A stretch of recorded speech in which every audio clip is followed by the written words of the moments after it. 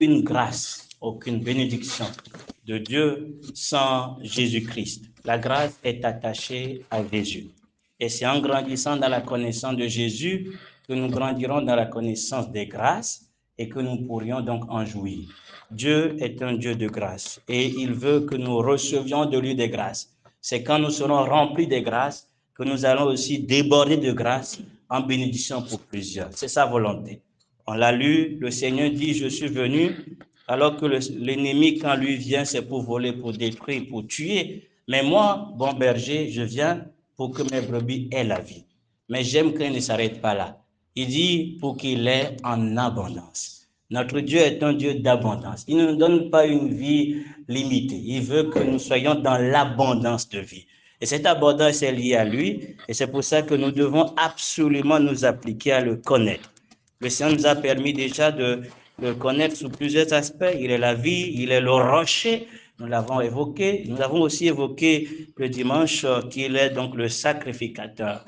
Et en tant que sacrificateur, il nous porte sur son cœur, sur ses épaules. Mais il aussi intercède en notre faveur. Il est aussi avocat. C'est ce que nous avons considéré. Et au travers d'autres exhortations, nous avons vu que c'est lui qui est le gardien de toutes choses. Et nous devons donc continuer à le contempler. Je prie que nous ne prenions pas à la légère ces révélations que Dieu nous donne, que nous puissions nous appliquer nous-mêmes avec un réel soif de connaître Jésus. C'est ça, connaître Jésus. C'est la seule chose dont nous avons besoin. C'est lui seul qui compte. On l'a chanté. C'est lui seul qui compte. Et nous devons désirer le connaître. Aujourd'hui, j'ai voulu que nous puissions parler de Jésus. Nous allons évoquer un élément particulier le concernant autour du thème « Le nom au-dessus de tout nom ». Le nom au-dessus de tout nom. Nous lisons Philippiens le chapitre 2. Philippiens le chapitre 2, nous lisons à partir du verset 5. Philippiens le chapitre 2 à partir du verset 5. Philippiens 2 à partir du verset 5. Philippiens 2 à partir du verset 5. Ayez en vous le sentiment qui était en Jésus-Christ, lequel, existant en forme de Dieu, n'a point regardé comme une proie arrachée d'être égal avec Dieu, mais s'est dépouillé lui-même en prenant une forme de serviteur, en devenant semblable aux hommes et ayant paru comme un saint. Il s'est humilié lui-même, se rendant obéissant jusqu'à la mort et même jusqu'à la mort de la croix. C'est pourquoi aussi Dieu l'a souverainement élevé. Il lui a donné le nom qui est au-dessus de tout nom, afin qu'au nom de Jésus, tout genou fléchisse dans les cieux, sur la terre et sous la terre, et que toute langue confesse que Jésus est Christ et Seigneur, à la gloire de Dieu le Père. Amen. Qu'il y ait donc en vous cette pensée qui était aussi dans le Christ Jésus, lequel étant en forme de Dieu, n'a pas regardé comme un objet d'être égal, un objet ravi d'être égal à Dieu, mais s'est anéanti lui-même, prenant la forme d'esclave, étant fait à la ressemblance des hommes, et étant trouvé en figure comme un homme, et il s'est abaissé lui-même, étant devenu obéissant jusqu'à la mort et à la mort de la croix. C'est pourquoi aussi Dieu l'a haut élevé et lui a donné un nom au-dessus de tout nom, afin qu'au nom de Jésus se ploie tout genou des êtres célestes et terrestres et infernaux, et que toute langue confesse que Jésus-Christ est Seigneur,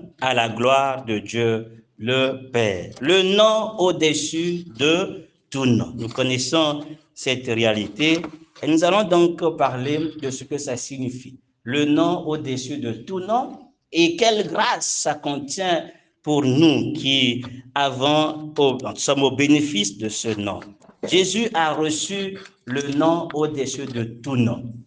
Alors, la première chose que je voulais déjà rappeler, j'espère que vous vous rappelez de cela, nous avions invoqué l'intercession la dernière fois comme étant une des raisons pour laquelle Dieu a choisi d'élever Christ. Vous vous rappelez de ce passage, n'est-ce pas? On vient de le lire, mais on n'a pas lu entièrement. Ésaïe 53, je voulais quand même revenir là-dessus rapidement. Ésaïe 53. Ésaïe 53, on va le lire, Ésaïe 53, on va lire à partir du verset 11. Il verra du fruit du travail de son âme et il sera satisfait. Par sa connaissance, mon serviteur juste enseignera la justice à plusieurs et lui, il portera leur iniquité. C'est pourquoi je lui assignerai une part avec les grands et il partagera le butin avec les forts parce qu'il aura livré son âme à la mort, parce qu'il aura été compté parmi les transgresseurs et qu'il a porté le péché de plusieurs et qu'il a intercédé pour les transgresseurs. Aujourd'hui, nous allons voir que dans ce passage, la raison pour laquelle Dieu a choisi d'élever Christ au-dessus de tout autre nom, ce n'est pas parce qu'il intercède. Donc, on verra qu'il y a plusieurs raisons. Mais cette raison, la raison pour laquelle il a élevé, m'a beaucoup interpellé. J'ai voulu donc que nous puissions nous en inspirer. Et le but est très simple. Si nous voulons jouir d'une gloire, puisque dans le Seigneur, il y a la gloire qui est aussi une grâce qui nous est destinée. Mais cette gloire, comme celle de Jésus-Christ, elle est conditionnée par l'attitude que Jésus-Christ a eue. Si Jésus a reçu un nom au-dessus de tout autre nom, dont nous aimons nous prévaloir, nous aimons en parler, nous aimons nous glorifier de ce nom, c'est pour une raison, c'est parce qu'il a fait quelque chose. Et nous aussi, nous devons savoir qu'il ne s'agit pas de dire j'invoque le nom de Jésus, il ne s'agit pas de dire j'invoque le nom au-dessus de tout autre nom pour en jouir. Il s'agit bien évidemment de s'inscrire dans la même vision que celui qui a reçu ce nom. Sinon, ce nom ne nous servirait absolument à rien du tout. Et donc, nous allons donc voir qu'est-ce que signifie, voilà, concrètement le nom au-dessus de tout autre nom et comment nous pouvons nous en prévaloir au quotidien. Quelle est donc la raison pour laquelle Dieu a donné le nom au-dessus de tout autre nom à Jésus-Christ notre Sauveur? Dans le passage, quelle est la raison pour laquelle Jésus a été ainsi souverainement élevé? Alors, quand on dit le nom au-dessus de tout nom, il ne s'agit pas d'un nom spécial. On ne nous précise pas que c'est quoi ce nom. Mais il s'agit surtout de la position. Il fait allusion à la suprématie que Jésus-Christ a. Il fait allusion à son élévation au-dessus de tout ce qui peut se nommer. Cette expression, avant de revenir à la raison pour laquelle il a été élevé, cette expression, nous la trouvons dans Éphésiens le chapitre 1. Éphésiens le chapitre 1, qui nous dit que c'est en rapport avec l'excellente grandeur de la puissance de Dieu. Éphésiens le chapitre 1 à partir du verset 19. Éphésiens 1 à partir du verset 19.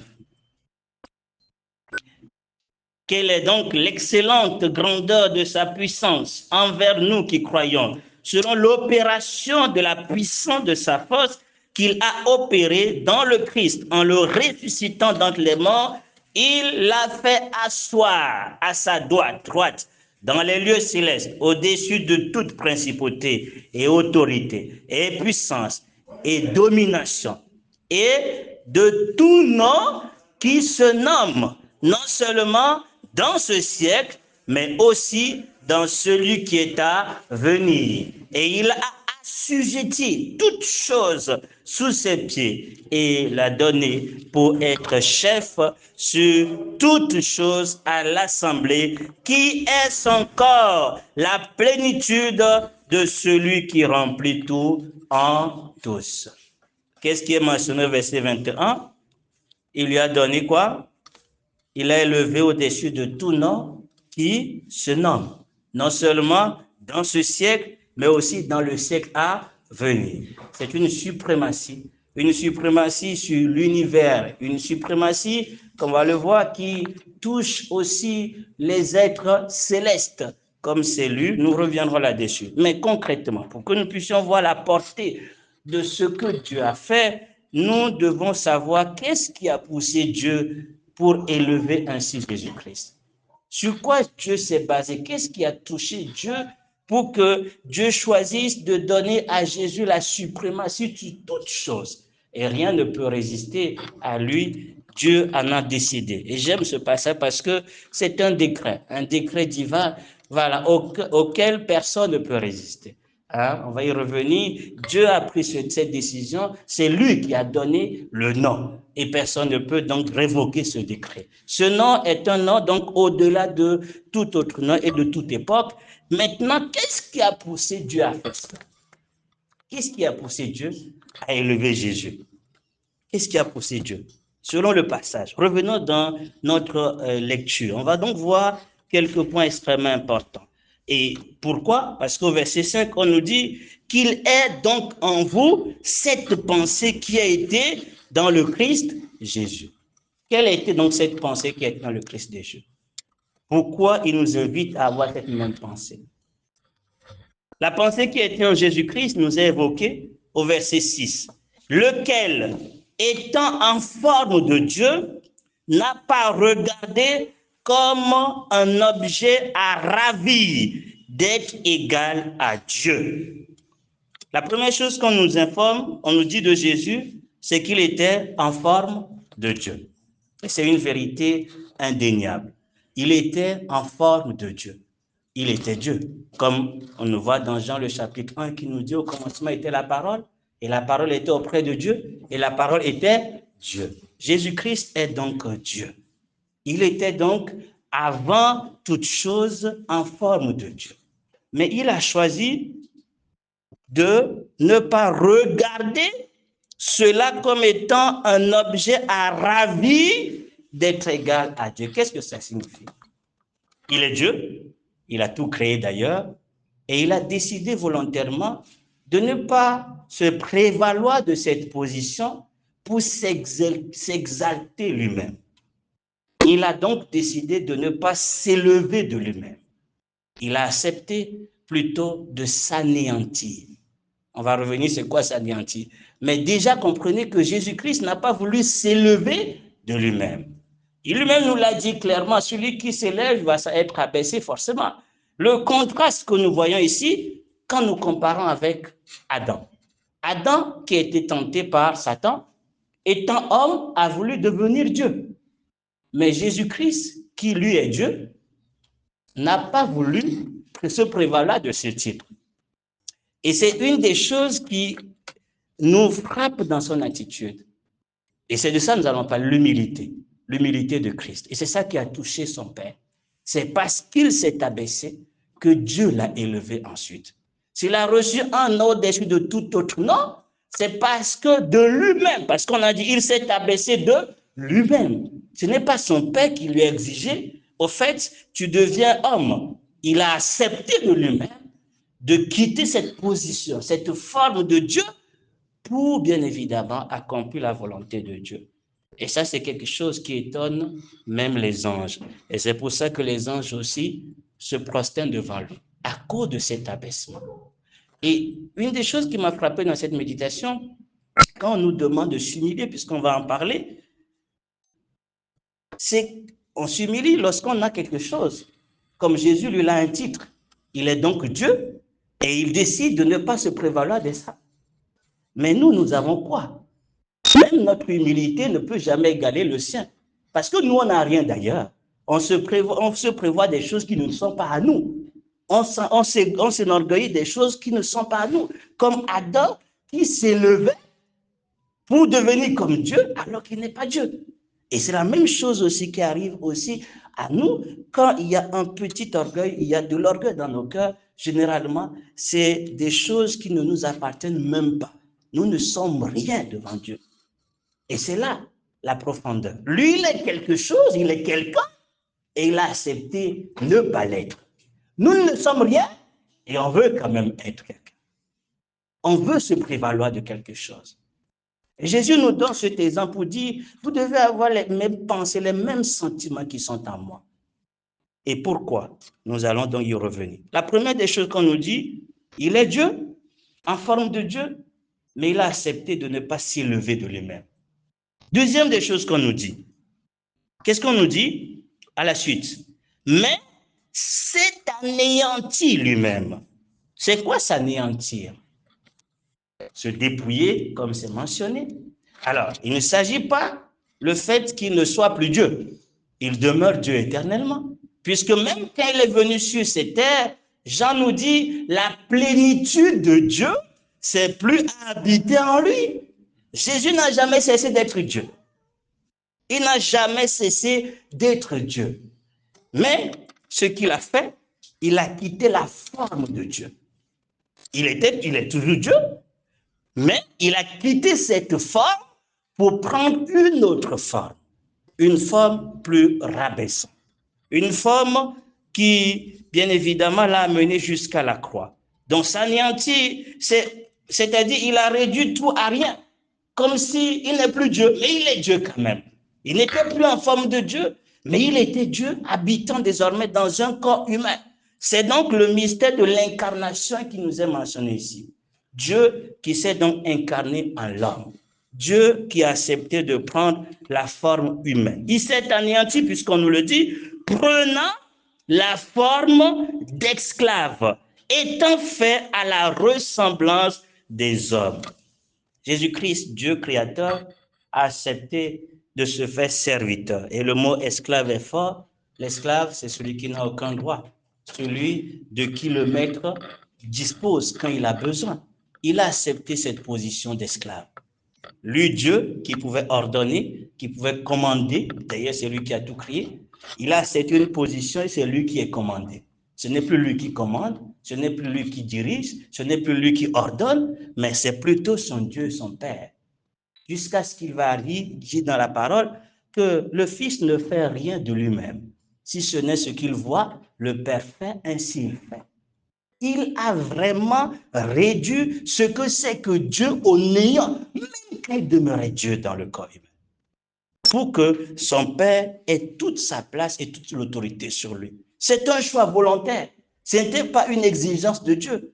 Mais il a décidé, pour que le plan de Dieu s'accomplisse, il fallait que quelqu'un, bien évidemment, vienne le faire. Et il dit, Père, me voici pour faire ta volonté. Et durant tout son parcours, il a vécu comme un esclave de Dieu. Un esclave de Dieu, c'est-à-dire celui dont Dieu dispose quand Dieu en a besoin. L'esclave ne fait rien de lui-même.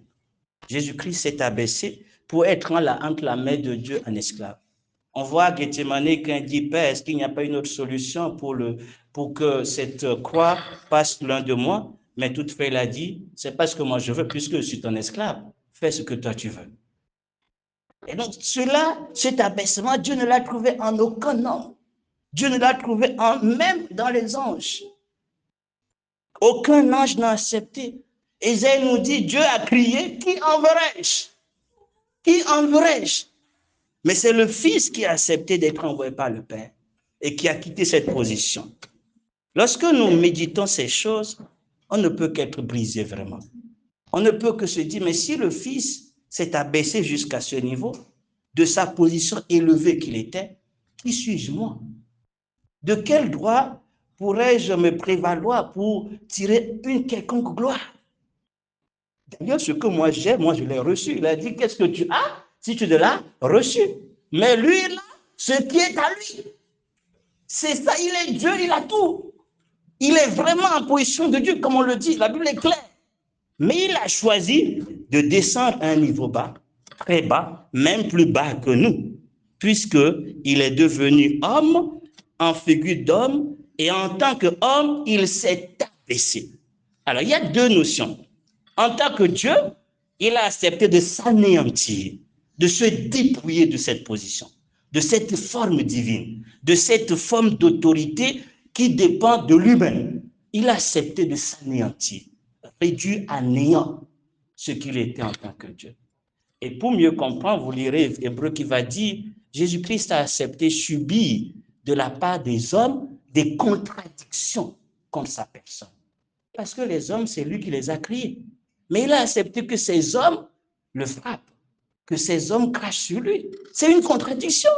Que ces hommes, comme ces hommes deviennent son maître. Ces hommes le commandent. Il a accepté des contradictions de la part des hommes parce qu'il a accepté de s'anéantir, de se dépouiller de ce qu'est Dieu. Ça, c'est quelque chose déjà qui est merveilleux, devenir homme. Mais une fois qu'il est devenu homme, se faisant esclave de Dieu, il accepte de s'abaisser lui-même en tant qu'homme. En tant que Dieu, il s'anéantit. Maintenant, quand il est devenu homme, bien sûr, Dieu homme, incarné, qu'est-ce qu'il a fait? Il a accepté maintenant de s'humilier, de s'abaisser. En faisant quoi? En devenant obéissant jusqu'à la mort et à la mort de la croix. Jésus-Christ ne cessera en effet d'émerveiller celui qui contemple sa gloire, et Dieu même est étonné par un tel abaissement. Il n'a jamais vu un homme qui a accepté d'être totalement obéissant. Aucun homme n'a accepté de renoncer à sa volonté. Aucun. Et cet homme, Jésus-Christ, a accepté de lui-même de s'abaisser, de s'humilier. De s'humilier, comment cette humiliation s'est manifestée? C'est qu'il a obéi à Dieu. Nous l'avons lu, il a plu à l'Éternel de le soumettre à la souffrance. Et Jésus a appris l'obéissance par les choses qu'il a souffertes. Et ce, jusqu'à la mort. Pas n'importe quelle mort, une mort humiliante. Parce que celui qui a été crucifié était considéré comme maudit. Le Fils a accepté cette position de malédiction. Et c'est donc à cause de cela, puisqu'il est dit au verset 9, c'est pourquoi aussi Dieu l'a élevé et lui a donné un nom au-dessus de tout autre nom, afin qu'au nom de Jésus, tout genou fléchisse, des êtres célestes et terrestres et infernaux, et que toute langue confesse que Jésus-Christ est Seigneur, à la gloire de Dieu le Père. Première vérité que j'ai voulu que nous comprenions, c'est que, comme Jésus a dit, je suis humble de cœur, ce n'était pas une parole qui était juste une parole, qui décrivait simplement des choses pour parler, mais il a vécu dans cette humilité. Et Dieu a reconnu cette humilité. Même si les hommes le méprisaient, les hommes n'avaient aucun regard, n'avaient aucune considération de lui, Dieu voyait en Jésus-Christ un homme humble. Et cette humilité l'a poussé à l'élever. Dieu l'a dit, il résiste aux orgueilleux, mais il fait grâce à qui? Aux humbles. Et c'est pour ça qu'il lui a fait grâce. C'est pour ça. Jésus ne s'est pas levé de lui-même, il ne s'est pas élevé de lui-même. C'est Dieu qui, étant touché par son attitude, a dit maintenant, cet homme-là, il mérite d'être glorifié. Les hommes disent, cet homme mérite la croix. Le Père dit, lui, il mérite la gloire. Et donc, Jésus-Christ est glorifié, il est couronné dans les cieux à cause de son abaissement, à cause de son humilité, à cause du fait qu'il a accepté d'être obéissant en toutes choses à son Père. Et aujourd'hui, nous pouvons nous prévaloir de ce nom qu'il a reçu au-dessus de tout autre nom. Je voulais que nous nous souvenions que si aujourd'hui nous pouvons invoquer le nom du Seigneur pour recevoir la bénédiction, pour être sauvé, pour être secouru, c'est parce qu'il s'est abaissé. C'est parce qu'il a été obéissant. Et c'est cela, c'est ce qui fait que son nom a une autorité sur tout autre nom. Parce qu'aucun autre nom n'a été donc aussi obéissant, n'a été donc aussi humble jusqu'à la fin. C'est quoi donc ce que nous lisons là, quand il dit, afin qu'au nom de Jésus, tout genou fléchisse, des êtres célestes, terrestres et infernaux. Des êtres célestes, il fait donc allusion aux anges, mais aussi, comme on le lit dans Apocalypse, qui nous parle de quoi? On va le lire, c'est important, on va lire tous ces passages qui nous parlent de la gloire de Jésus-Christ. Apocalypse le dit clairement, Apocalypse le chapitre 5. Apocalypse le chapitre 5, qu'est-ce qu'il nous dit par rapport à la gloire de l'agneau? Apocalypse le chapitre 5. Lorsqu'il reçut l'autorité, le verset 8.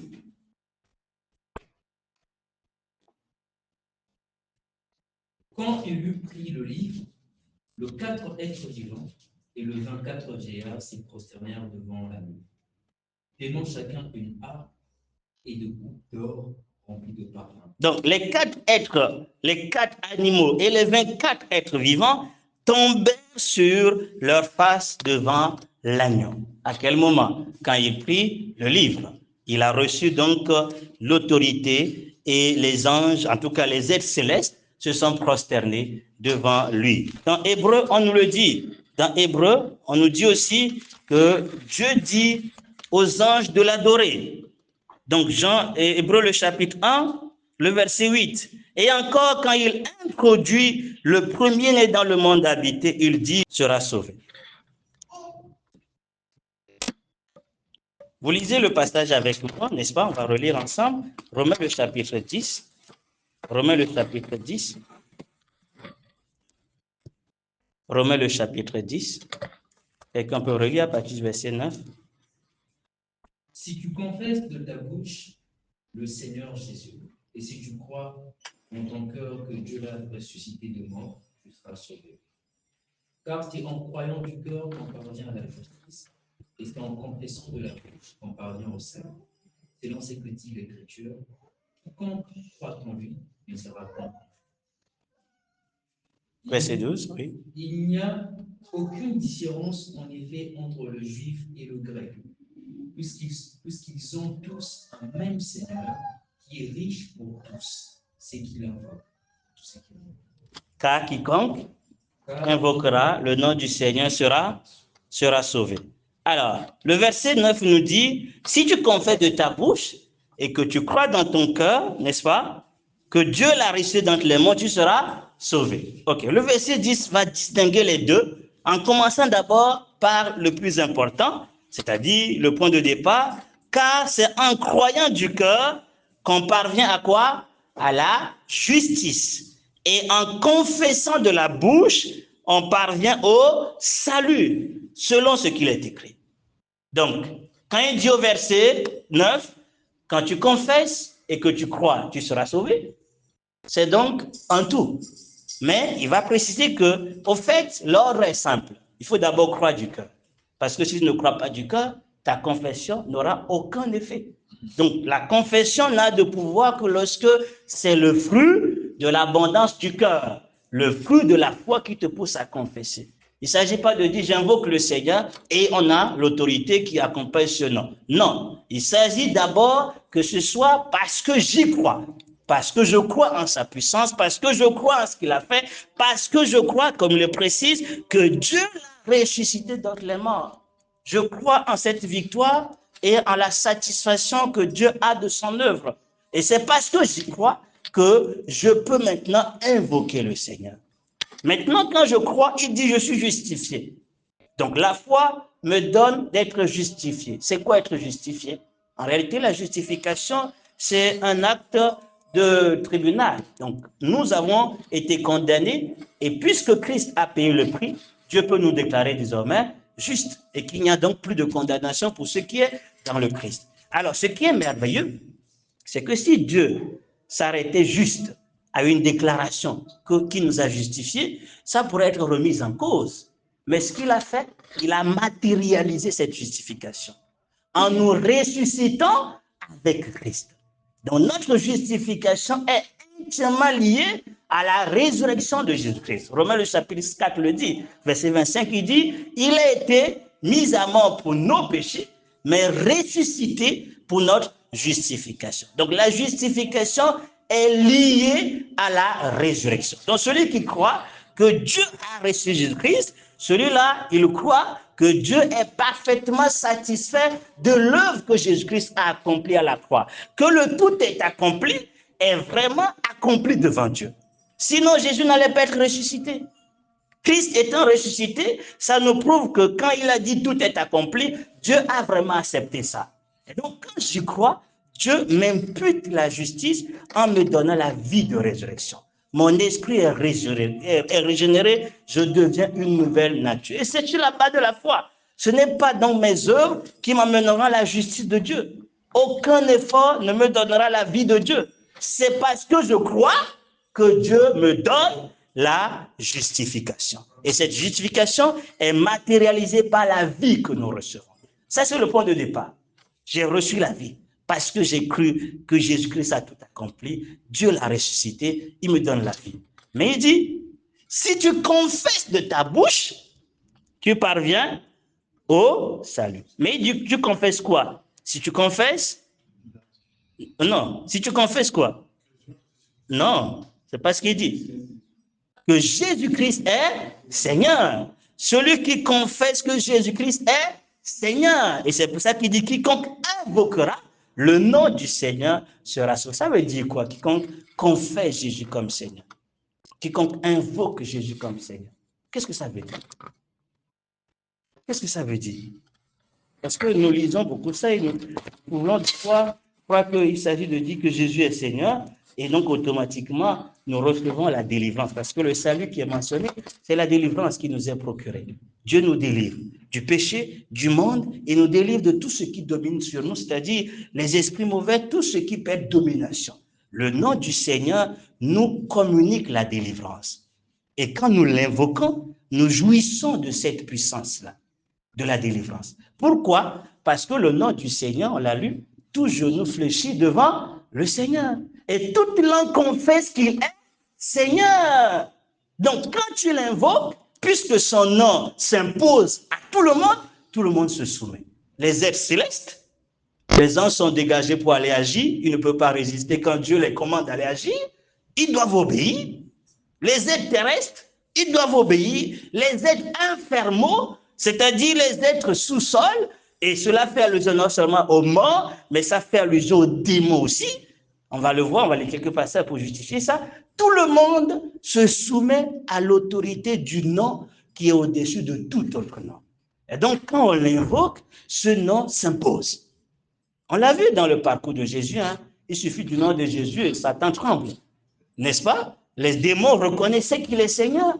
Les démons, la Bible dit, Jacques nous dit que les démons croient et ils tremblent devant Dieu. Tout genou fléchit devant sa majesté.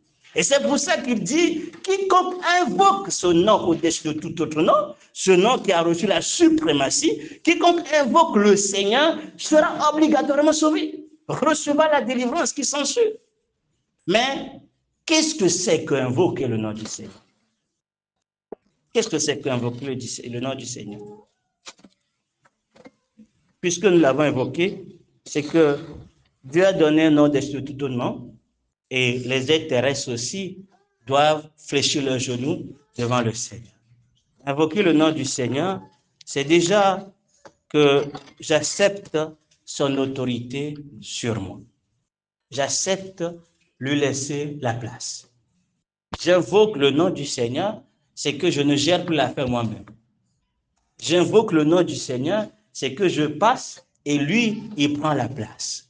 C'est que j'accepte son autorité.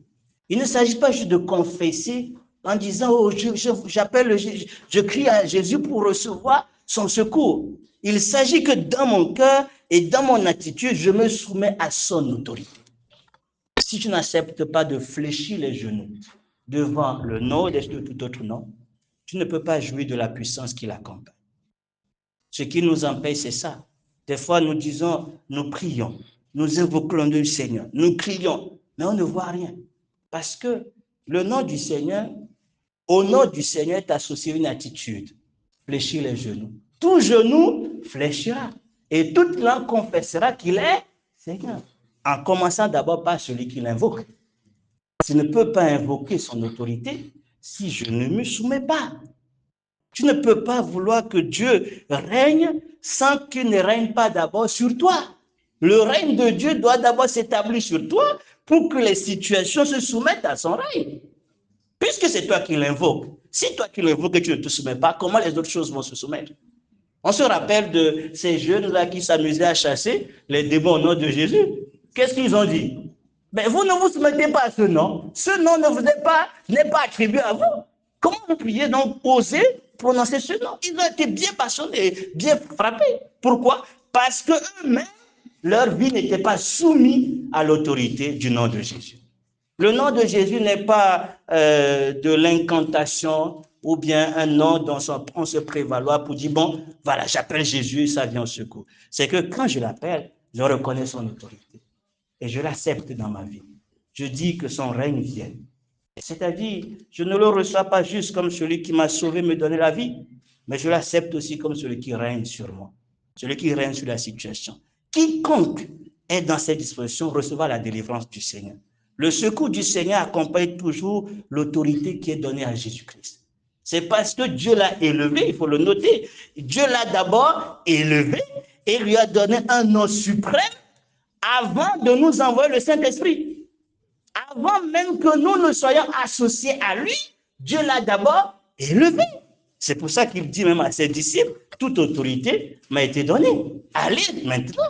Donc d'abord l'autorité est donnée et ensuite dans cette autorité nous allons œuvrer. Ce n'est pas le contraire. On ne fait pas les choses pour recevoir l'autorité. L'autorité est donnée et on va agir. Et c'est la même chose. J'accepte l'autorité du Seigneur et quand j'invoque cette autorité, tout genou fléchit. C'est une vérité. Parce que c'est un décret de Dieu. Les anges ont compris quand Dieu a dit laissez entrer le roi de gloire, tout le monde se prosterne devant Jésus-Christ. Dieu l'a élevé. Personne ne peut s'y opposer. Ensuite, sur la terre, quand le Saint-Esprit convainc les cœurs et que nous cédions à cela, nous fléchissons nos genoux devant lui.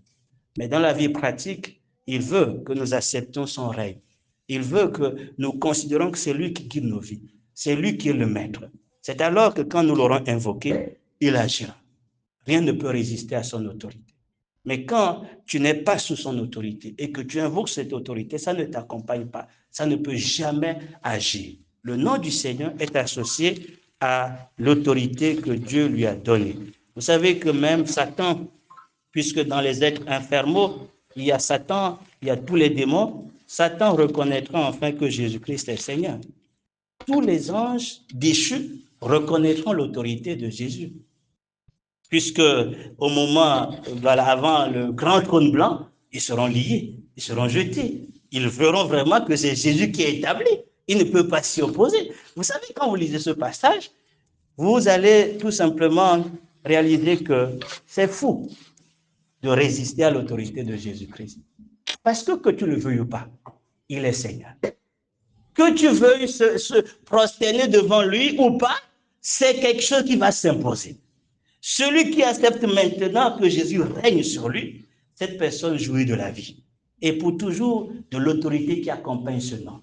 Mais celui qui refuse de le reconnaître comme Seigneur, de le reconnaître comme celui qui a reçu le nom de tout nom, celui qui s'oppose à son autorité. La Bible dit, Dieu se moque de ces personnes. On va lire cela. Psaume le chapitre 2. Psaume le chapitre 2. Psaume le chapitre 2. Pourquoi ce tumulte parmi les nations? Ces vaines pensées, il appelle des vaines pensées. Pourquoi les rois de la terre se soulèvent-ils et les princes se liguent-ils avec eux et contre l'Éternel et contre son nom? Brisons leurs liens, délivrons-nous de leurs chaînes. Celui qui siège dans le ciel, qu'est-ce qu'il fait? Rire. Le Seigneur se moque d'eux. Puis, il leur parle dans sa colère. Il les épouvante dans sa fureur. C'est moi qui ai oint mon roi sur Sion, ma montagne sainte. Je publierai le décret. L'Éternel m'a dit, tu es mon fils. Je t'ai engendré aujourd'hui. Demande-moi et je te donnerai les nations pour héritage, les extrémités de la terre pour possession. Tu les briseras avec une verge de fer. Tu les briseras comme le vase d'un potier. Et maintenant, voilà l'exhortation que le Fils nous donne. Et maintenant, roi, conduisez-vous avec sagesse. Juge de la terre, recevez l'instruction, servez l'Éternel avec crainte et réjouissez-vous avec tremblement. Baisez le Fils, de peur qu'il ne s'irrite et que vous ne périssiez dans votre voie. Car sa colère est prompte à s'enflammer. Heureux ceux qui se confient en lui maintenant, n'est-ce pas? Heureux ceux qui se confient en lui maintenant. Proverbe 22 insiste là-dessus. Il va dire, je vous conseille maintenant de m'aimer. Si vous m'aimez, c'est que vous aimez la vie. Celui qui me déteste, c'est qu'il aime la mort. Personne ne pourra résister à l'autorité de Jésus. Pour le moment, c'est comme Dieu est en train de négocier avec les hommes pour leur dire, est-ce que tu veux? Il demande notre volonté. Il nous dit, il nous exhorte à accepter le Fils. Et un jour viendra, même les rois se prosterneront devant Jésus-Christ. Personne ne peut résister au décret que Dieu a établi. Celui qui accepte l'autorité du Seigneur maintenant est béni, mais celui qui ne l'accepte pas, il l'acceptera. Tôt ou tard, tout le monde reconnaîtra. Là où le Fils a été humilié à la croix, comme on l'a lu, il sera glorifié. Là où il a été donc, on l'a insulté, on a craché sur lui, les gens reconnaîtront que Dieu l'a élevé et l'a établi au-dessus de toutes choses. Voilà le nom de tout autre nom. Et si on veut encore ajouter certains passages, voyons dans Somme. Somme, le chapitre 72. Somme, on va d'abord lire le 68 et le 72 aussi. Qu'est-ce qu'il dit? Le verset, on va lire à partir du verset 1, Somme 68. Somme 68, à partir du verset 1 jusqu'au verset 3. Au chef de chambre de David, Psaume antique, Dieu s'élève, ses ennemis dispersent, et ses adversaires devant sa face. Comme la fumée ses disciples, tous les disciples. Alors, lisons le chapitre 66, le verset 1, 66, le verset 1 à 4. Au chef de chambre, cantique, psaume. Poussez vers Dieu de cris de joie, vous tous habitants de la terre. Chantez la gloire de son nom, célébrez sa gloire par vos louanges. Dites à Dieu que tes œuvres sont redoutables. À cause de la grandeur de ta force, tes ennemis t'éclatent. Tes ennemis, alors là il dit t'éclatent, mais il dit se soumettent en dissimulant. Tes ennemis se soumettent à toi en dissimulant à cause de la grandeur de ta force. Continuons. Toute la terre se prosterne devant toi et chante en ton honneur. Elle chante ton nom. Voilà. Toute la terre se prosternera devant toi et chantera tes louanges. Elle chantera ton honneur. Le chapitre 72, on va lire à partir du verset 8 pour aller un peu plus vite. Chapitre 72 à partir du verset 8. Il dominera d'une mer à l'autre. Jésus, il s'agit de Jésus. Il dominera d'une mer à l'autre mer. Et du fleuve aux extrémités de la terre. OK. Devant lui, les habitants du désert fléchiront le genou, et ses ennemis lécheront la poussière. Le roi de Tarsis et des îles payeront de tribut. Le roi de Séba et de Séba offriront de présents. Tous les rois se prosterneront devant lui. Toutes les nations le serviront. Oui, tous les rois se prosterneront devant lui et toutes les nations le serviront. Voilà le Seigneur que nous avons. Il est donc établi par son Père au-dessus de toute domination et de tout nom qui peut se nommer dans le ciel comme sous la terre et sur la terre. Jésus-Christ donc est établi. C'est le projet de Dieu et ça a déjà commencé dans les cieux. Ça continue aujourd'hui dans l'Église. Les vrais croyants se prosternent, reconnaissent l'autorité du Seigneur et ils sont bénis. Si nous le faisons, nous allons être bénis. Si nous croyons en son autorité et que nous confessons cette autorité, rien ne peut donc résister à l'exercice de l'autorité du Seigneur. Parce que c'est un décret divin. Quand on dit un décret, quand le roi prend un décret, aucun ministre ne peut bouder, quoi. Voilà, même si tu n'es pas d'accord. C'est le roi qui a décidé. Tu exécutes. Et c'est la même chose, le Créateur, le Père de tout, a décidé que son Fils soit au-dessus de tout. Qui peut bouder? Et il l'a fait parce que son Fils a été le seul qui l'a glorifié. Il a été le seul qui a accepté, lui, être obéissant en toutes choses.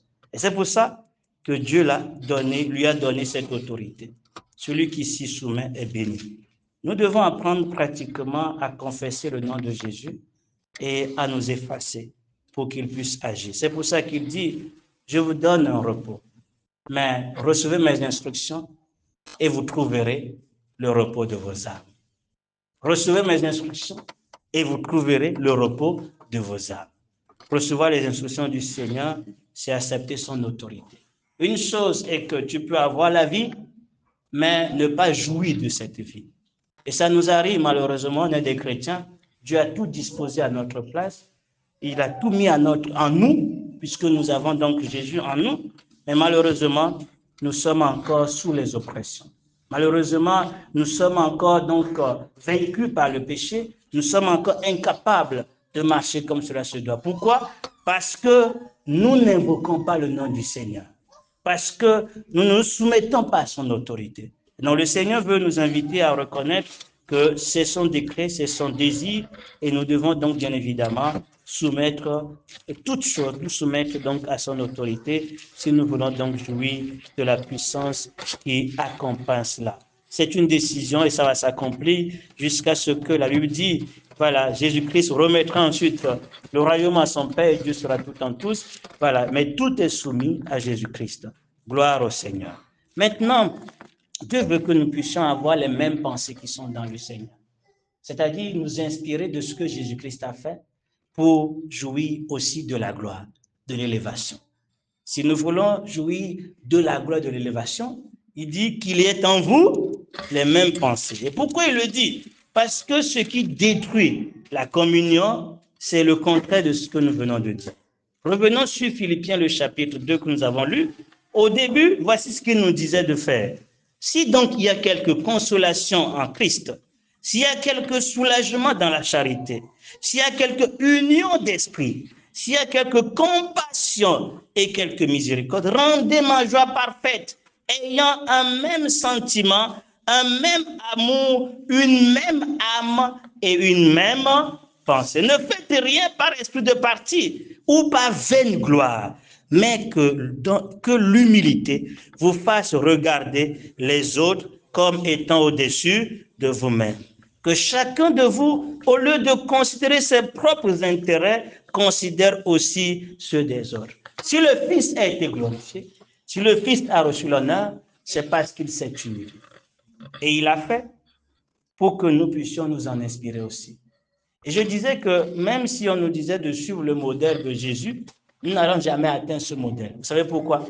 Parce que lui, il s'est humilié, il s'est abaissé de ce qu'il avait lui, comme je l'ai dit. Mais nous, on n'a rien. Et donc, on ne devait même pas nous demander de nous humilier. Ça devait être normal. Pourquoi? Parce qu'on n'a rien. On n'a rien pour pouvoir dire, ben ça c'est à moi. Non. Tout ce qu'on a, il nous le donne. Mais des fois, nous croyons que c'est à nous et nous prenons ce qu'il nous donne pour nous enorgueillir. Vous imaginez des gens qui dorment et se réveillent et qui osent dire, celui qui m'a réveillé n'existe pas. Celui qui me donne le souffle de vie n'existe pas. C'est de la folie. Les gens qui ont de l'intelligence utilisent cette intelligence pour dire, celui qui m'a donné cette intelligence est fou, puisqu'il a fait des choses, il n'existe même pas. C'est pour ça que nous devons nous humilier. Nous, on va lire un passage, des passages pour nous encourager à l'humilité. L'humilité est extrêmement importante. Et le Seigneur nous montre au travers de l'exemple de Jésus que celui qui veut être élevé doit apprendre à être humble. Nous allons lire 1 Pierre le chapitre 5. 1 Pierre le chapitre 5, le verset 5. Et nous lirons ensuite Jacques tout à l'heure et nous nous arrêterons là par la grâce de Dieu. 1 Pierre le chapitre 5, le verset 5. Qu'est-ce qu'il dit? Quelqu'un peut nous lire? De même, vous qui êtes jeunes, soyez soumis aux anciens et tous dans vos rapports mutuels. Revêtez-vous d'humilité, car Dieu résiste aux hommes. Mais il fait grâce aux saints. Continue. Jusqu'au verset 7. Humiliez-vous donc sous la puissante main de Dieu, afin qu'il vous élève au temps convenable.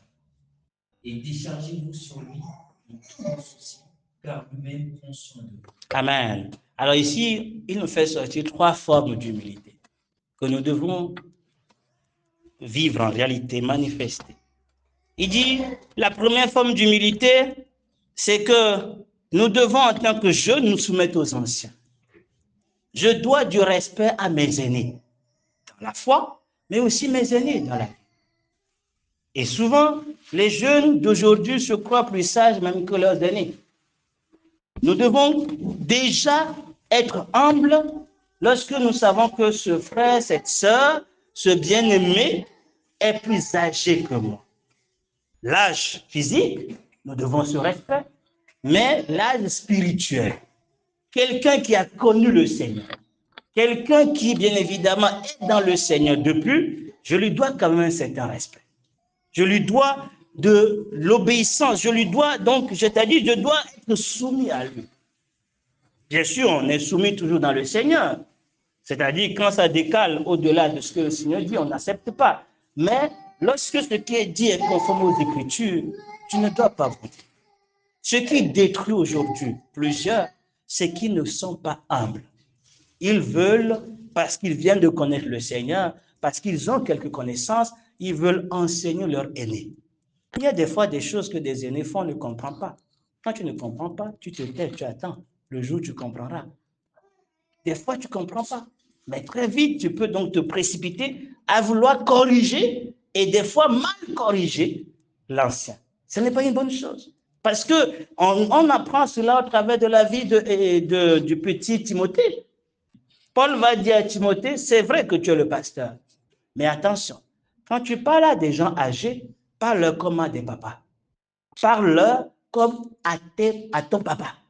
Tu les considères comme des gens âgés, tu les respectes. Quand tu parles à des femmes âgées, parle-leur comme à des mamans. Quand tu parles à des frères qui sont de ton âge, parle-leur comme des frères. Quand c'est des sœurs, parle-leur comme des sœurs. C'est pour dire que malgré le don que Timothée avait reçu, le ministère, cela ne lui donnait pas le droit de manquer du respect à des aînés. Non. Et des fois, nous recevons le contraire de la bénédiction parce que nous ne sommes pas soumis. Parce que nous n'écoutons pas ce que les anciens disent. Jésus-Christ s'est soumis à son Père, tout simplement. Il a accepté. Il a même dit que mon Père est plus grand que moi. Ce n'est pas Dieu qui a dit, moi je suis plus grand que mon fils. Hein. C'est lui qui a dit ça.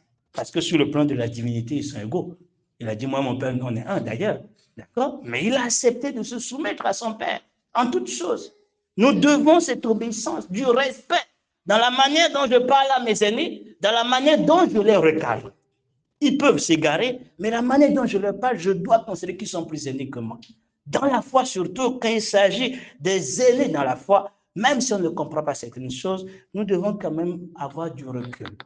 Parce que tu ne sais pas le chemin par lequel cette personne est passée, les années qu'il a vécues, l'expérience qu'il a eue dans le Seigneur. Je ne dis pas que l'expérience va aller à l'encontre de ce qui est écrit, non. Mais l'expérience nous amène des fois à faire certaines choses que les gens, jeunes, ne comprennent pas pourquoi on a agi de cette façon. Et donc, quand tu ne comprends pas, tu peux donc interroger, mais dans l'humilité. Les gens sont détruits, sont écartés parce qu'ils n'ont pas compris cette règle plutôt devant le Seigneur, c'est que Dieu veut que nous ayons du respect pour ceux qui sont âgés. C'est très important. Ça, c'est le premier point, la première forme d'humilité. Et dans vos rapports mutuels, revêtez-vous d'humilité. Donc oui, nous devons nous soumettre aux anciens, mais il dit, les anciens doivent aussi se soumettre aux jeunes. Dans vos rapports mutuels, soumettez-vous les uns aux autres. Donc, ce n'est pas parce qu'un ancien se soumet, m'écoute, que je vais bien évidemment me dire, bon, voilà, donc je suis aussi, donc il doit me soumettre à moi, et donc je dois avoir de l'autorité sur lui. Non. Donc, si je suis un jeune, je suis dans la première catégorie, je me soumets aux anciens. Les anciens sont dans la deuxième catégorie, ils doivent se soumettre aussi aux jeunes. Parce qu'au final, Dieu résiste à toute forme d'orgueil. Quelle que soit la raison. Si tu crois que tu es ancien, tu es sage, tu ne veux pas écouter les jeunes, ben Dieu va résister. Dieu va te résister. Dieu ne va pas permettre que tu réussisses dans tes voies si tu es donc orgueilleux. Troisième forme d'humilité, au verset 6, humiliez-vous donc sous la puissante main de Dieu, afin qu'il vous élève au temps convenable. La troisième forme d'humilité est manifestée par le fait que nous reconnaissons qu'en toute chose, Dieu seul est puissant. Nous n'avons aucune puissance, nous n'avons aucune sagesse. Et donc, avant de faire quoi que ce soit, nous nous soumettons à la puissance de Dieu. On ne se croit pas fort. Quand il va nous dire, soyez sobres, veillez, votre adversaire, il va dire, résistez avec lui, avec foi. Ben, ce n'est pas nous qui allons pouvoir affronter l'ennemi. C'est d'abord parce que nous nous soumettons à la puissante main de Dieu. C'est comme je l'ai dit, on se soumet à l'autorité du Seigneur. Donc, quand on l'invoque, Satan obéit. Donc, il faut que nous soyons humbles. Et il va exprimer en disant un cas particulier, celui qui est humble se décharge sur le Seigneur. Mais celui qui porte ses fardeaux, qui se dit capable de les gérer, il est orgueilleux. Celui qui n'apprend pas à se décharger sur Dieu, c'est quelqu'un qui est orgueilleux. La prière est une forme d'humilité. C'est le fait que j'invoque l'autorité du Seigneur et je considère que moi-même, je ne peux pas régler la situation. Donc, si tu ne le fais pas, Dieu te résistera dans tes voies. Tu vas essayer de t'en sortir, mais tu ne t'en sortiras jamais. Parce que Dieu n'aime pas l'orgueil. Tous ceux qui veulent s'en sortir d'eux-mêmes, sans la puissante main de Dieu, ne s'en sortiront jamais. Donc, si nous sommes dans des soucis et dans des problèmes, la voie est simple. L'humilité précède la gloire. Tu veux la gloire, tu veux le secours du Seigneur, sois humble. Reconnais que ta sagesse ne peut rien dans cette affaire. Cela va t'amener à te décharger sur Dieu. Se décharger, c'est-à-dire, c'est lui qui s'en occupe, quoi. C'est pas moi. Je ne prends pas l'initiative tant qu'il me dit de faire quoi que ce soit. Donc, Dieu nous fait comprendre que si nous voulons jouir de sa grâce, il faut que nous soyons humbles. Humbles dans nos rapports mutuels, humbles à l'égard des anciens. Nous devons aussi être humbles en reconnaissant nos incapacités face à des combats pour venir nous soumettre à la puissante main de Dieu et Dieu nous bénira. Pour finir, Jacques, le chapitre 3, insiste encore sur ces points. Plutôt Jacques, le chapitre 4. Insiste sur ce point de plusieurs façons. Je voulais quand même que nous y plongeons nos regards. C'est très important. Donc, on va le lire. D'où viennent les luttes? D'où viennent les querelles parmi vous? N'est-ce pas de vos passions qui combattent dans vos membres? Vous convoitez et vous ne possédez pas. Vous êtes meurtriers et envieux et vous ne pouvez pas obtenir. Vous avez des querelles et des luttes et vous ne possédez pas parce que vous ne demandez pas. Vous demandez et vous ne recevez pas parce que vous demandez mal dans le but de satisfaire vos passions. Adultère que vous êtes. Ne savez-vous pas que l'amour du monde est l'inimitié contre Dieu? Celui qui veut être ami du monde se rend ennemi de Dieu. Croyez-vous que l'Écriture parle en vain? C'est avec jalousie que Dieu chérit l'esprit qu'il a fait habiter en vous. Il accorde au contraire une grâce plus excellente. C'est pourquoi l'Esprit dit, Dieu résiste aux orgueilleux, mais il fait grâce aux humbles. Soumettez-vous donc à Dieu, résistez. Vous voyez ensuite, d'abord se soumettre à Dieu et ensuite résister, parce que c'est sa puissance qui nous amène à résister au diable. Et il fuira loin de vous. Approchez-vous de Dieu et il s'approchera de vous. Nettoyez vos mains, pécheurs, purifiez vos cœurs. Hommes irrésolus, sentez votre misère, soyez dans le deuil et dans les larmes, et que votre rire se change en deuil et votre joie en cri. Humiliez-vous devant le Seigneur et il vous élèvera. Ne parlez point mal les uns aux autres, frères. Celui qui parle mal d'un frère ou qui juge son frère parle mal de la loi et juge la loi. Or, si tu juges la loi, tu n'es pas observateur de la loi, mais tu en es juge. Un seul est législateur et juge. C'est celui qui peut sauver et qui peut perdre. Mais toi, qui es-tu qui juge ton prochain? À ceux qui, à vous maintenant plutôt, qui dites aujourd'hui ou demain, nous irons dans telle ville, nous y passerons une année, nous trafiquerons, nous gagnerons. Vous qui ne savez pas ce qui arrivera demain, car qu'est-ce que votre vie? Vous êtes une vapeur qui paraît pour un peu de temps et ensuite disparaît. Vous devriez au contraire, dans votre humilité, dire, si Dieu le veut, nous vivrons et nous ferons ceci ou. Mais maintenant, vous vous glorifiez dans vos pensées orgueilleuses. C'est chose mauvaise que de se glorifier de la sorte. Celui donc qui sait faire le bien et qui ne le fait pas commet un. Au fait, on va au-delà maintenant des petits péchés que nous disons souvent. Pour Dieu, le péché, ce n'est pas juste d'aller à l'encontre de la loi. Pour Dieu, le péché, c'est de ne pas faire ce qui est bien. Et ce qui est bien, nous le savons, c'est de se soumettre à Dieu. Ce qui est bien, nous le connaissons. Celui qui connaît ce qui est bien et qui ne le fait pas, cette personne commet un péché. C'est donc un péché que de planifier sa vie sans reconnaître que sa vie n'est rien. Et qu'au final, ce qui va permettre que ce plan s'accomplisse, c'est si Dieu le veut. C'est donc un péché que de vouloir se fier à ses plans personnels. C'est aussi un péché que de se mettre à la place de Dieu pour condamner son frère. Qui es-tu? C'est pour ça qu'il dit, lui seul est le législateur, c'est lui qui peut sauver perdre. Toi, ta part, c'est d'être humble. Et l'humilité consiste ici à obéir simplement à ce que la parole de Dieu dit, sans te mettre à la place du législateur et du juge. Parce que toi, tu n'es rien. Le législateur, le juge, sait qu'est-ce qu'il va faire dans la vie de l'autre. Nous n'avons pas à condamner, à tirer des conclusions sur la vie des gens. Parce que nous ne sommes pas le maître de leur vie. Le Seigneur sait ce qu'il fait et il fera ce qu'il a prévu dans leur vie. L'orgueil se manifeste, on l'a vu, à travers ces points, mais aussi, comme c'est mentionné avant ce passage, il dit, lorsque nous demandons des choses dans le but de satisfaire nos propres passions. Dieu dit ça, c'est de l'orgueil. Parce que tu ne penses qu'à toi. Tu ne cherches que ce qui va dans ton intérêt. Il résistera à toi. Tu vas prier, jeûner, rien ne va être fait, quoi. C'est pour ça qu'il dit, il faut se soumettre, il faut être humble pour que la grâce de Dieu se mette. Même dans la prière, des gens sont tellement orgueilleux, même dans la prière, ils sont orgueilleux. Ils sont orgueilleux, croyant que la puissance est à eux. Quoi. Non, la puissance est à Dieu. D'accord? Et nous nous soumettons à cette puissance pour en jouir. D'accord? C'est très important. Donc, on le voit résister au diable, ça vient d'abord, plutôt après. Soumettez-vous à Dieu.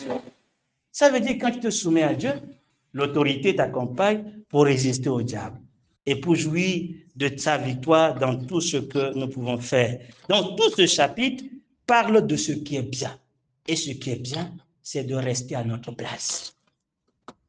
Je répète, l'humilité consiste à rester à notre place. Notre place, c'est où? C'est où notre place? Ben, nous n'avons rien, nous ne sommes rien. Celui qui ne comprend pas, il ne reste pas à sa place, il est orgueilleux. Tant que tu commences à dire j'ai, c'est moi, c'est pour moi, pourquoi il me fait ceci? Ben déjà, tu as quitté ta place. Dieu te résistera si tu ne restes pas à ta place. Je n'ai rien, je ne suis rien, je ne peux rien de moi-même. Sans la volonté de Dieu, je ne peux rien. C'est là notre place et c'est ce qui est bon. En laissant Dieu à sa place de juge, sa place de celui qui accomplit sa volonté, de celui qui, bien évidemment, domine sur toute chose. C'est quand nous laissons Dieu à sa place que nous voyons la gloire de Dieu. Donc voilà, les bien-aimés, ce que j'ai voulu donc nous rappeler, que Jésus a reçu un nom au-dessus de tout autre nom parce qu'il s'est humilié. Et si aujourd'hui nous pouvons dire qu'il a reçu le nom au-dessus de tout autre nom, souvenons-nous que c'est parce qu'il s'est d'abord anéanti en tant que Dieu, mais en tant qu'homme, il s'est abaissé pour obéir entièrement à ce que Dieu lui demandait. Et Dieu a été satisfait, il a glorifié. C'est une image pour nous servir aussi d'exemple. Et c'est pour ça qu'il dit, nous devons avoir ce même sentiment. S'il y a quelque part, tu crois avoir quelque chose, être quelque chose, abaisse-toi devant Dieu. Face aux situations, prier est une expression de dire, Seigneur, moi je ne sais pas quoi faire. Il y a un problème, tu veux intervenir. Sans même des fois prier, certains osent parler.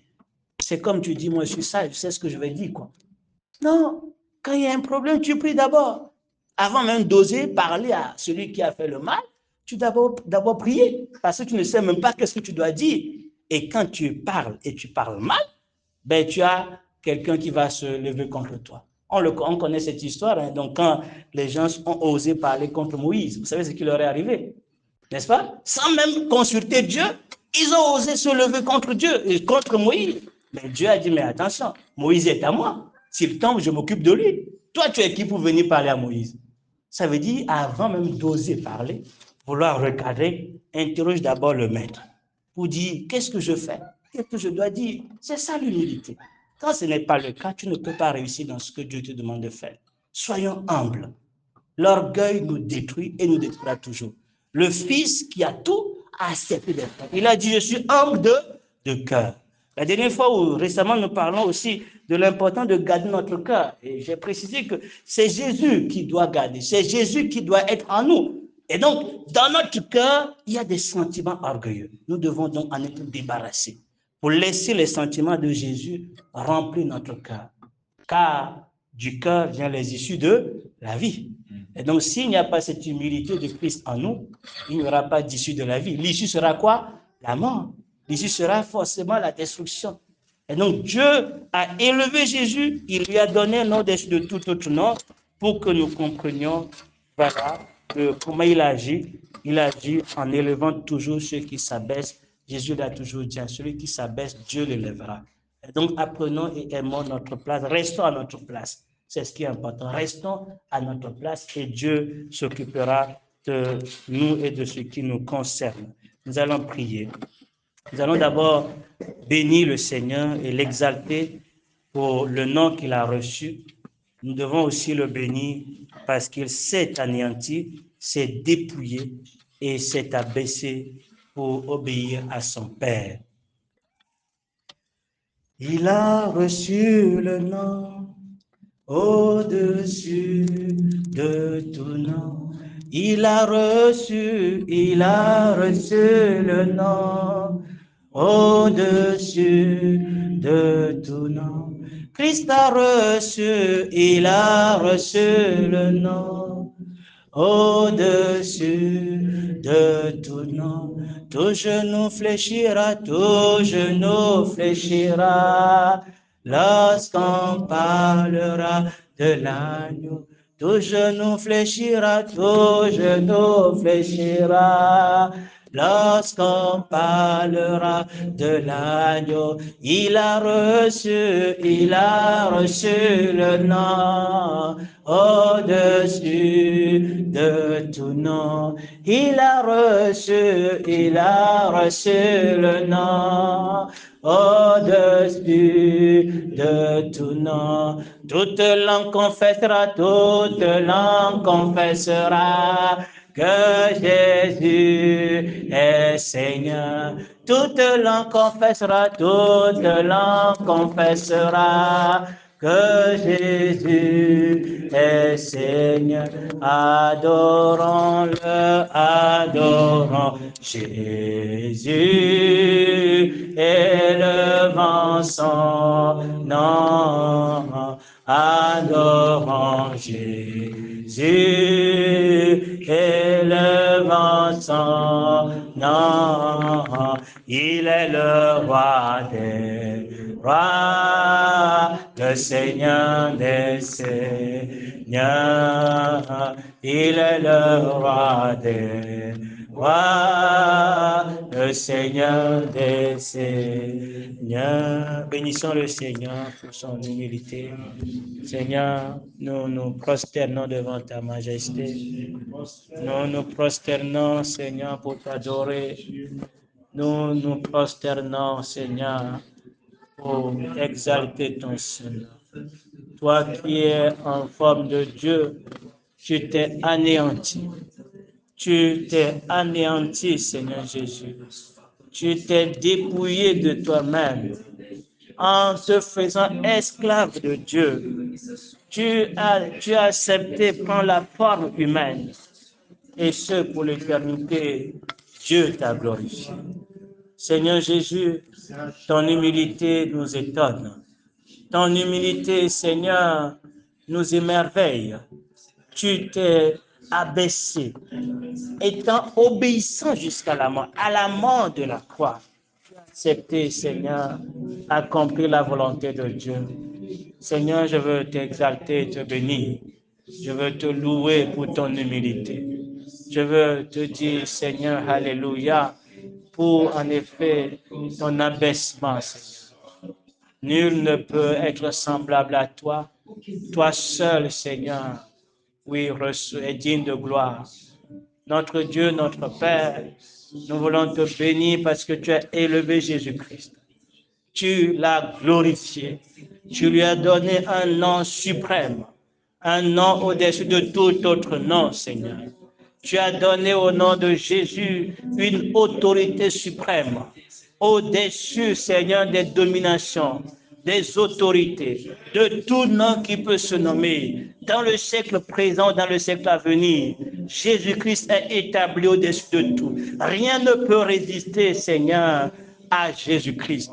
C'est un décret divin. Ton décret s'accomplira. Si aujourd'hui des gens osent le blasphémer, si aujourd'hui les gens refusent de fléchir les genoux, rien ne peut, Seigneur, s'y opposer. Tôt ou tard, tout le monde fléchira les genoux. La terre entière se prosternera devant lui. Il confessera qu'il est Seigneur à la gloire de Dieu le Père. C'est en effet, ô Dieu, ce qui nous pousse à te supplier, afin que tu nous donnes de l'invoquer chaque jour dans notre vie, de l'invoquer comme Seigneur. Seigneur, accorde de nous soumettre à son autorité, afin de jouir, Seigneur, de la puissance du nom de Jésus. Merci, Seigneur. Nous allons prier que Dieu nous donne d'être humbles comme Jésus. Que l'humilité de Jésus qui est en nous se manifeste pleinement. Nous ne pouvons rien, c'est lui qui est humble. Nous allons lui dire, nous sommes incapables d'être humbles. Mais lui qui vit en nous peut être humble. Qu'il vive, qu'il manifeste son humilité afin que la grâce de Dieu puisse couler dans nos vies. Prions. Seigneur, je veux prier que tu fasses de nous des gens humbles. Que l'humilité de Christ dont tu nous as revêtus soit manifestée. De nous-mêmes, nous sommes incapables d'être humbles. Seigneur, la chair en nous nous pousse à nous glorifier, à nous prévaloir des choses que nous n'avons même pas, à croire que nous sommes quelqu'un alors que nous ne sommes rien. Je prie que tu nous donnes, ô Dieu, de rester à notre place, qui est, Seigneur, le tombeau. C'est là où tu nous as placés, là où nous avons été mis à mort, afin que la vie de Christ se manifeste pleinement, Seigneur. Que la mort agisse dans nos vies. Seigneur, la mort de Christ, afin que sa vie humble puisse être notre partage. Jésus, tu es humble et tu peux, Seigneur, manifester cette humilité. Comme Paul l'a dit, ce n'est plus moi qui vis, c'est toi qui vis. Nous voulons te laisser vivre, Seigneur, afin qu'en tout lieu, ton humilité soit exaltée. Pour que la grâce de Dieu, Seigneur, puisse couler dans nos vies, Seigneur. Donne-nous de ne pas vouloir porter le fardeau de nous-mêmes, mais que dans l'humilité, nous nous soumettons à la puissance de Dieu, Seigneur. Que nous puissions les déverser sur Dieu, Seigneur, afin de jouir de son secours. Je prie pour chaque bien-aimé présent ici. Comme nous l'avons dit, Seigneur, tu veux que nous puissions en effet jouir du salut, du plein salut. Que cela soit le partage de chacun. Que rien ou ni personne ne s'oppose à ton autorité. Je prie que ton règne vienne au milieu de nous, que tu établisses ton règne dans nos cœurs, dans nos familles. Seigneur, que là où nous résistons encore, toute forme de résistance soit brisée au nom de Jésus. Que l'autorité de Jésus s'établisse, afin, ô Dieu, que ta grâce abondante soit notre partage, que ta vie puisse couler, afin que, Seigneur, la gloire revienne à Dieu le Père. Merci encore pour ces moments, pour ta parole.